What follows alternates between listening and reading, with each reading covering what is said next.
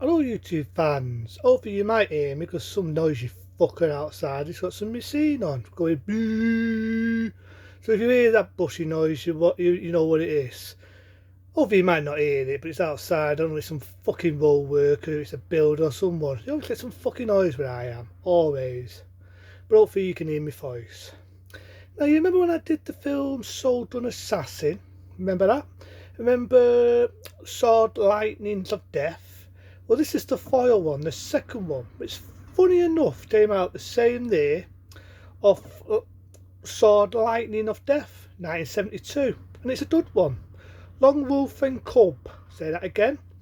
Long Wolf and Cub. Now it starts off, you get a woman who's practically naked. I'm not making this up. She's practically naked, boobs and everything, and she's got a tattoo.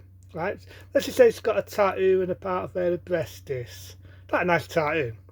I was really was eyeing up that tattoo. But anyway, she's got a tattoo there, right? And long below, she's got to fight a couple of farm ninjas, your typical Chinese warriors. Beautiful scenes. She slices on, blood spurts all over her breast, all over her face. Oh, it's lovely, just lovely. And then that's when the movie starts up. There's bits in the movie that always strikes me, you know. Always strikes me because there's all bits from Soul Done Assassin, which is your idea that they was making the other Long Cub films and they spiced it to death. Remember when I said that in Soul Done Assassin? Well, this is it. They do actually do that. There's all bits and they spice them to death. And then you got the Chinese subs. You probably have to go to college or uni to learn Chinese because it's Chinese flipping words. It's like, the name of the actor. Seriously, you'd be doing that halfway through the fucking film. And putting funny faces because it's all Chinese words. So unless you know how to speak Chinese, but I have to say the one I've got is dubbed in English. And it's none of the subtitles, which we're having our reading subs. It's fully English. For dubbing, it's not as bad as most films, you know what I mean? You've got the same characters, you've got the dad, and you've got the little lad in the wheelbarrow. You've got him again.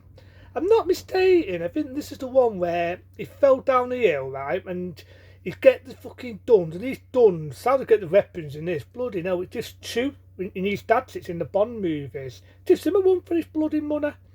Because you've got a wheelbarrow, and you might have seen it in bits and bobs. There used to be a program I used to watch, right? I used to sell mad films, you know, proper mad films. And it used to sell these a lot, you know, the noise has gone off, right? And it used to, well, it did. It used to, I meant to say, sold bits from the Long Cub films. And there's a scene in it where he falls himself and he's got a wheelbarrow, like I said, the tart, and it's firing bloody shotguns and shooting up ninjas left, right and centre. And it could have been this one. I think it could be this one. It's an epic scene, it's brilliant scene where he's running around, he's slicing ninjas, blood, see I'm talking on it, blood, guts, snot, the lot.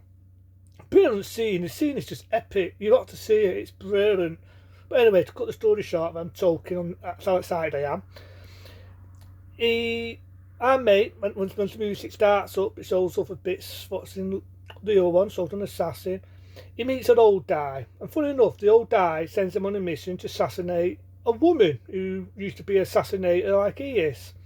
And the guy who sent him out on the mission is only the bloody girl's dad. The girl's got the tattoo there and there on her breast. He's practically naked all the way through the fucking film, by the way. He sends him to kill his own fucking daughter. Fucking hell, Firefly Love. He sends him to assassinate his daughter, basically. You know what I mean? Our mate gives him a pile of gold and says, Assassinator. So long for Firefly Love. So, you know, he goes on that mission to look for her, right? He goes on that mission to look for her. And, you know, he's killing ninjas on the way and all that stuff like he saw in the other one. And I think at the time, they didn't know whether they were going to make a series, because, like I say, it came out the same year, 1972. And they didn't know whether these were going to be successful or not. So they did the first one. They thought, we'll try the second one, same year, 1972. Here's some bangers, some people watching, eventually it'll be tired. Right, so he's been sent on a mission to, you know, to assassinate her, basically. Right? He meets a guy who does tattoos, the one who's obviously did the tattoo on her body. You know, I mean, these were the old days of the old tattooing, right? You know, in and all that. And he's telling her that he really liked her and she was beautiful, she was stunning, she didn't thinks, and it's a very painful part where he put the tattoo, because tattoos don't tickle. And she never flinched, she just took it. Very brave, very honourable, paid him the doss and went on a merry way. So, he's looking for the girl, basically to assassinate her. That's basically what the film's about, you know what I mean? Now, there's a bit in it where the girl is going after bad people, and you've got a feeling here she's not that bad, and it sort of has a sad story to it, but the guy has to do his job, and that's the Assassinator, him in his club, right? Again, you've got Long Club, and so on. You've got the Soul Done, again, played by the same actor. I think the only time we had a different actor is when Soul Done Assassin come out, but he's going after him with his ninjas. That's a bit halfway through the film. But the woman warrior meets a guy, and it's all fast bats. Also, there's a lot of fast bats in these, and you get a fast bat that she was raped. You don't see it, but you got the idea she was raped by this guy who taught her martial arts. You know what I mean? And there's a funny bit in it where he puts her in a trance and he hypnotises her, and then that's this wicked ray, but it's also fast bat. He must have some powers or something. Well, she meets him again, right? And they have an epic sword fight, and he does like hypnotising shit again, where he's like a double vision. It's hard to explain this, you see the film. It's hard to say, so copyright. But he tries to put her in a trance, and this time she gets the better of him, slams him with a sword, and stabs the fucker. Right for his soul without burping. Yeah, right, the soul. Then she's going with her mate, Long Wolf.